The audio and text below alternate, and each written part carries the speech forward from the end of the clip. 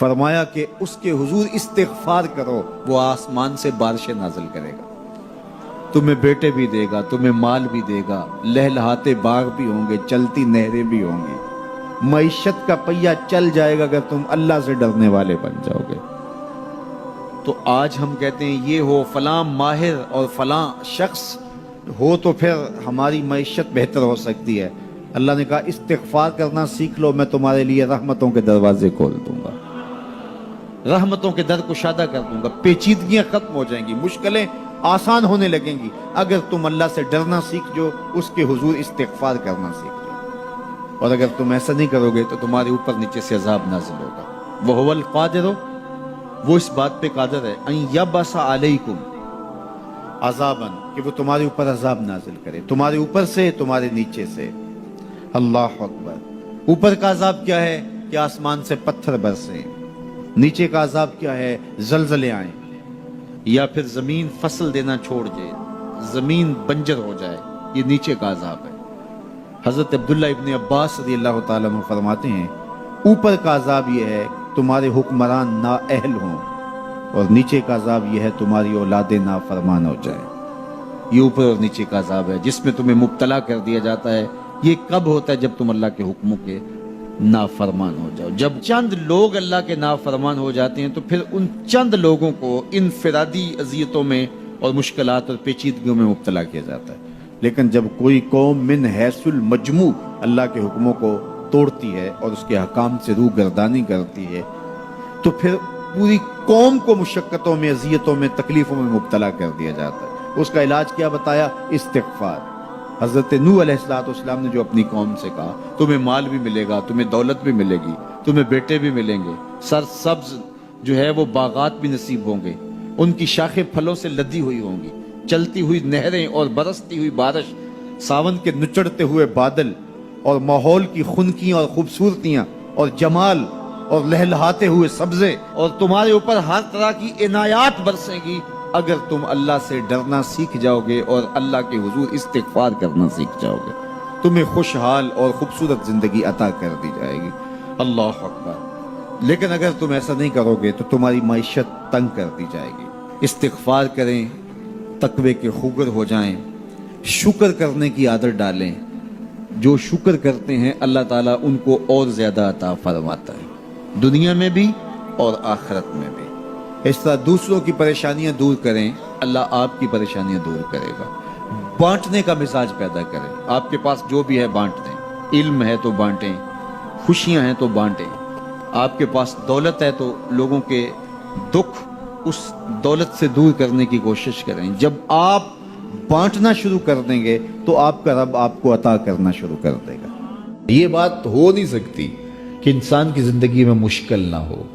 جب انسان کو پیدا کیا گیا تھا، اس کا خمیر گویا گیا تھا، تو 39 دن تک اس کے خمیر پر مٹی جو گوندی گئی تھی انسان بنانے کے لیے، اس پر 39 دن دکھوں کی بارش ہوئی تھی اور ایک دن خوشیوں کا می برسا تھا۔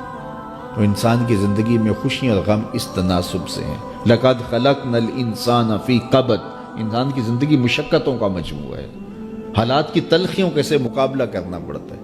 لیکن حالات مشکل ہو جائیں تو ان سے نکلنے کا راستہ کیا ہے؟ تو سنیے قرآن کیا کہتا ہے، وَمَن يَتَّقِ اللَّهَ يَجْعَلْ لَهُ مَخْرَجًا وَيَرْزُقْهُ مِنْ حَيْثُ لَا يَحْتَسِبُ۔ جو اللہ سے ڈرنے لگ جاتا ہے، تقوی اختیار کر لیتا ہے، تو پھر اللہ تعالیٰ جل شانہ اس کے لیے مخرج پیدا کر دیتا ہے، یعنی اس مصیبت سے نکلنے کے اللہ راستے دیتا ہے۔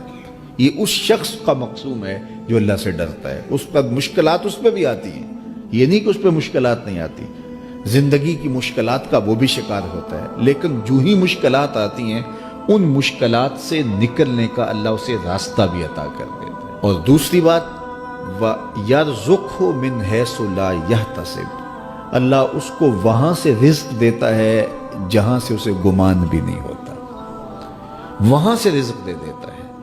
بندہ تو یہ کہتا نا کہ مجھے یہاں سے ملے گا، یہاں سے، ایک بندے کی منصوبہ بندی ہے، لیکن جو اللہ سے ڈرنے والا ہوگا اللہ اس کو وہاں سے رزق دے گا جہاں اسے گمان بھی نہیں ہوگا، خیال بھی نہیں ہوگا کہ یہ راستہ بھی حصول رزق کا ہو سکتا ہے۔ تو یہ میرے رب کا وعدہ ہے اور میرے رب کے وعدے سچے ہیں، تو جب تم اللہ سے ڈرنے لگو گے تو یہ تخت و تاج، یہ دنیا کی عزتیں، یہ تمہارے قدموں میں ہوں گی۔ اس سے ڈرنے کا نتیجہ ہے جو تمہارا رب تمہیں عطا فرمائے گا۔ حضرت عمر رضی اللہ تعالیٰ عنہ کی خدمت میں ایک شخص آیا، اس نے کہا میرے ہاں اولاد نہیں ہے، تو آپ نے کہا استغفار پڑھا کرو۔ ایک دوسرا شخص آیا کہ صاحب بارشیں نہیں ہوتی، فرمایا استغفار پڑھا کرو۔ تیسرا شخص حاضر خدمت ہوا اور کہا کہ ہمارے ہاں قحط کا عالم ہے، فرمایا کہ استغفار پڑھا کرو۔ تو کوئی پاس بیٹھا تھا، اس کے اٹھ کے جانے کے بعد کہا کہ مختلف لوگ مختلف سوال لے کر آئے اور آپ نے ایک ہی جواب دیا کہ استغفار پڑھا کرو۔ تو کہا میں نے اپنی طرف سے تھوڑا دیا، یہ تو میرے رب کا فرمان ہے۔ کہا وہ کیسے؟ کہا سورہ نوح پڑھو، فَقُلْتُ اسْتَغْفِرُوا رَبَّكُمْ۔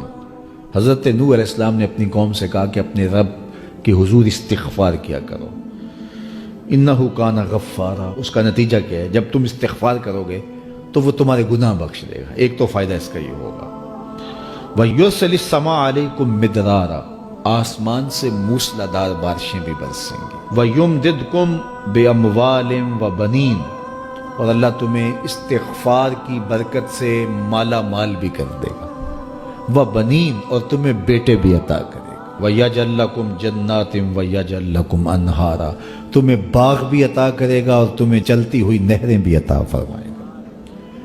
آج میں سمجھتا ہوں کہ پاکستانی قوم کو اجتماعی استغفار کی ضرورت ہے۔ آپ کے دریاؤں کا پانی سوکھ گیا، استغفار کریں گے اللہ تعالیٰ ان کو پانیوں سے مالا مال کر دے گا، بارشیں ہوں گی، قحط سالیاں دور ہوں گی، بے اولادوں کو استغفار سے اولاد نصیب ہوگی، اور معیشت کی بہتری جو ہے وہ استغفار کے ذریعے سے ہوتی ہے۔ تو یہ 5 چیزیں بیان فرمائیں، تو استغفار سے خوشحال زندگی کا تصور ابھرتا ہے۔